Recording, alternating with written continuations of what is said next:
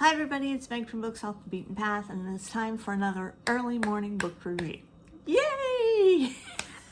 And I know I'm behind on tags and just so many things, but I finished this book last night, The Peacock Feather Murders, and it was written by Carter Dickson, who also writes under John Dixon Carr, who is one of my all-time favorite mystery authors. He's just wonderful.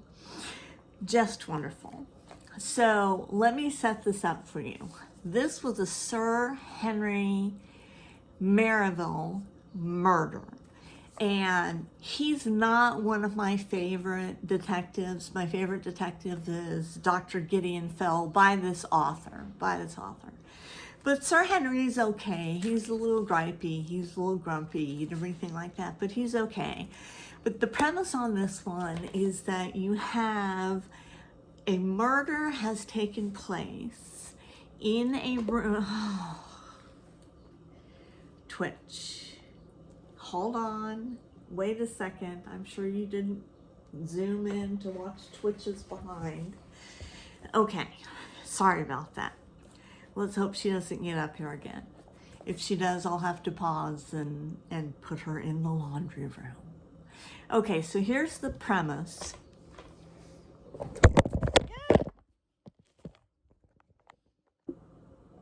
Okay, I'm back, and she did have to go to the laundry room. Sorry about that.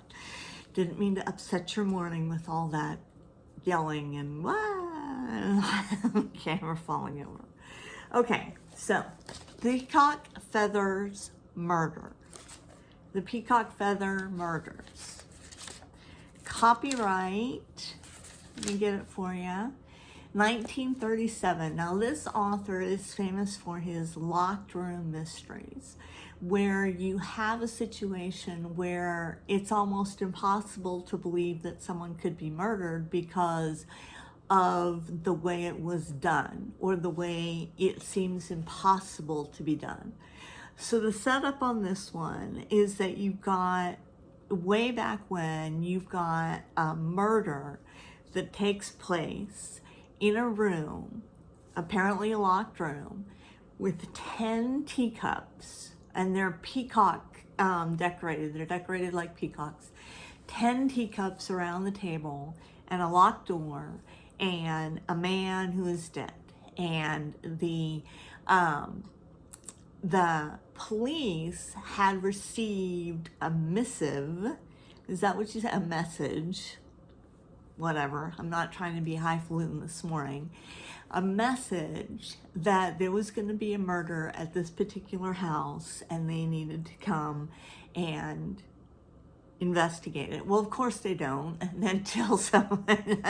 until after the murder takes place, and they're like, oh hey, we got this message and everything. And it was a really, really good setup. It didn't have too many characters. It was a really good setup. I thought that the descriptions and the crime itself, when you get to the end, is a little bit stretchy. It has to do more with revenge and love than you think it does. But I don't want to give too much away, but I do want to give two things away. One, it had the most inventive way to hide a dead body. Now, this is not a spoiler. This will not spoil the mystery for you. But this guy is in this house. It's not the same house, it's a different house. This guy's in this house, and he knows he's on the suspect list. And so he goes upstairs, and he's actually moving into this house. And so he goes upstairs, and he sees in the hallway, dead guy with the knife in his back. And so then there's pounding at the door, pound, pound, pound, pound. And it's the police. And he's like, oh my God, they can't see this dead guy in here because they'll think that I am a murderer, and I am not a murderer. So what he does is he takes the dead body. Wait for it.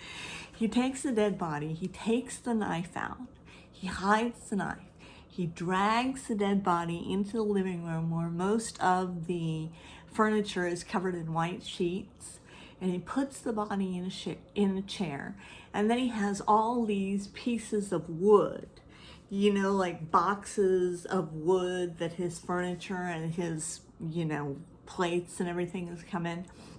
And so he put boxes of wood, just like the end boxes. I mean, not the whole box. I don't know what I'm trying to say, just the sides of the box.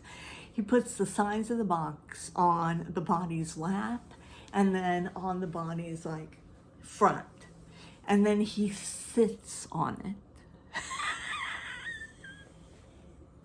And Sir Henry Maryville goes through this whole thing, and I guess he's the only one in the room that notices that it looks odd what he's sitting on, until he finally reveals that he doesn't have to sit anymore on the dead body. And the guy gets up, and his name is Thorne. He's like, oh, thank God, that was horrible. I think. Thank God. You know, but you're not going to accuse me of murder. And Sir Henry Maryville says, no, because I already know who did it, and blah, blah, blah, blah. And then the other thing that I wanted to point out to you, there's two more things actually, was, and I am very bad at these mysteries. Normally I don't even try to figure them out. I just let them go, and just when I'm always surprised, like I can never figure it out. But there was this one part where I knew it was a lie. So here's the setup, here's the situation. And tell me if you would immediately spot this as a lie. You probably would, because most of my viewers are way smarter than I am. All of my viewers are way smarter than I am. So the butler is carrying a tray of crystal glasses.